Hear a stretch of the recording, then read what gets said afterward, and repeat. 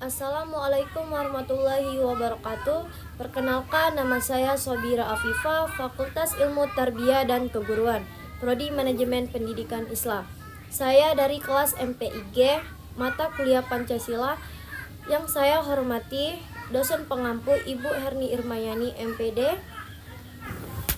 Baiklah, saya di sini akan menjelaskan materi tentang hak asasi manusia. Memahami hak asasi manusia. Apa sih hak asasi manusia? Hak asasi manusia adalah hak dasar yang dimiliki manusia sejak manusia dilahirkan. Sejak asasi dapat dirumuskan sebagai yang mendekat dengan kodrat kita sebagai manusia, yang bila tidak ada hak tersebut, mustahil kita hidup sebagai manusia. Hak asasi manusia juga merupakan hak dasar yang melekat pada setiap individu tanpa memandang ras, agama, jenis kelamin, atau status sosial. Yang memahami hak asasi manusia juga merupakan langkah awal untuk membangun masyarakat yang adil dan bermartabat. Beberapa pendapat ahli tentang HAM.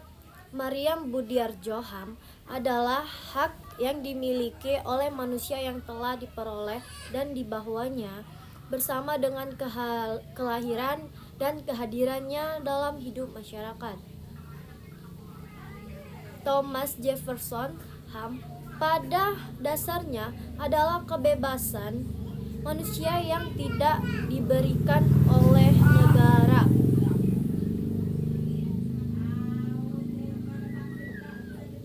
Ketetapan MPR RI, hak asasi manusia adalah hak dasar yang melekat pada diri manusia yang sifatnya kodrati, universal dan abadi sebagai kurnia Tuhan Yang Maha Esa, yang berfungsi untuk menjamin kelangsungan hidup, kemerdekaan, perkembangan manusia dan masyarakat yang tidak boleh diganggu gugat dan diabaikan oleh siapapun. Sejarah HAM di Indonesia. Dari Indonesia tidak ada tokoh-tokoh yang diakui secara internasional sebagai pelapor HAM. Namun bila bukan berarti di Indonesia tidak dapat perjuangkan untuk menegakkan HAM. Perjuangan penegakan HAM dimulai sejak adanya penjajahan di Indonesia. Berjuang ini tidak semata-mata hanya perlawanan mengusir penjajah, namun lebih dari jauh itu daripada dasarnya juga merupakan perjuangan menyegah HAM. HAM secara konsep tentang HAM bangsa Indonesia dapat dituntut sejak proklamasi kemerdekaan. HAM dalam UUD 1945, mengenai HAM dalam UUD 1945 tentang pasal 28A sampai 28J UUD 1945. KBBI mengartikan hak asasi manusia secara internasional seperti hak untuk hidup, hak kemerdekaan, hak untuk memiliki, dan hak untuk mengeluarkan pendapat. Beberapa pasal HAM dalam UUD 1945, pasal 28A UUD 1945 mengatur hak hidup.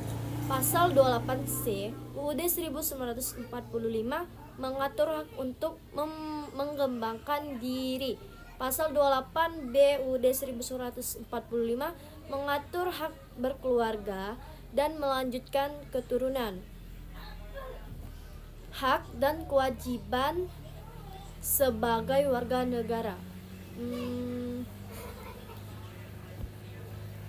Hak dan kewajiban adalah dua konsep penting dalam kehidupan bermasyarakat, termasuk dalam konteks warga negara. Sebagai warga negara Indonesia, kita memiliki hak-hak yang harus dihormati dan dipenuhi, serta kewajiban-kewajiban yang harus kita laksanakan sebagai bentuk tanggung jawab kita terhadap negara dan masyarakat. Beberapa hak dan kewajiban negara Indonesia seperti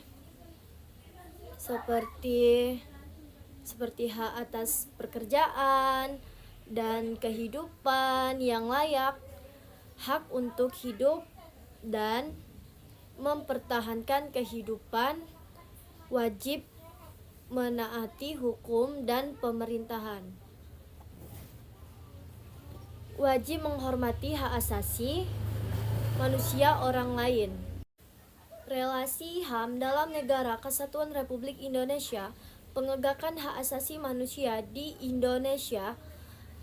Pelaksanaan hak asasi manusia dianggap kurang terlaksanakan dengan baik, khusus kasus-kasus yang terjadi pada manusia seperti penggunaan Aceh, Timur Timur, Maluku, Poso, Papua, Semanggi, dan Tanjung Priok dengan sebagai pelaksana pelindung hak asasi manusia yang belum berjalan dalam rangka memberikan jaminan perlindungan terhadap hak asasi manusia yang menangani masalah-masalah yang berkaitan dengan penegakan hak asasi manusia. Pemerintahan telah melakukan langkah-langkah antara lain yaitu: 1.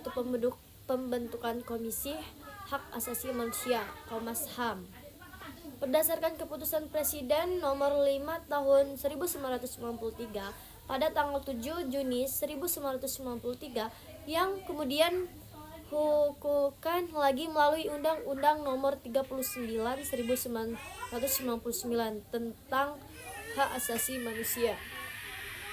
Upaya pencegahan penggerakan hak asasi manusia, ya upaya pendekatan keamanan dengan mengedepankan upaya referensif, menghasilkan stabilitas, kemampuan yang sangat stabil, namun dianggap banyak sekali menimbulkan terjadinya pelanggaran hak asasi manusia. Hal ini tidak boleh terulang kembali. Untuk itu, supremasi hukum dan demokrasi harus ditegakkan. Pendekatan hukum ini dialogiskan harus kemudian ditemukan dalam rangka melibatkan partisipasi masyarakat dalam kehidupan berbangsa dan bernegara.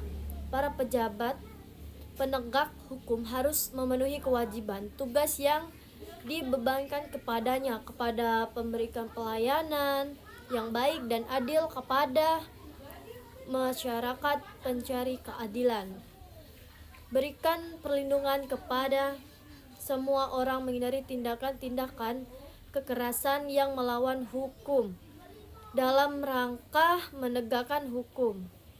Perlunya sosial kontrol dan lembaga politik terhadap dalam upaya penegakan hak asasi manusia yang dilakukan oleh pemerintah. Baiklah, itu saja yang bisa saya sampaikan dan jelaskan. Wassalamualaikum warahmatullahi wabarakatuh.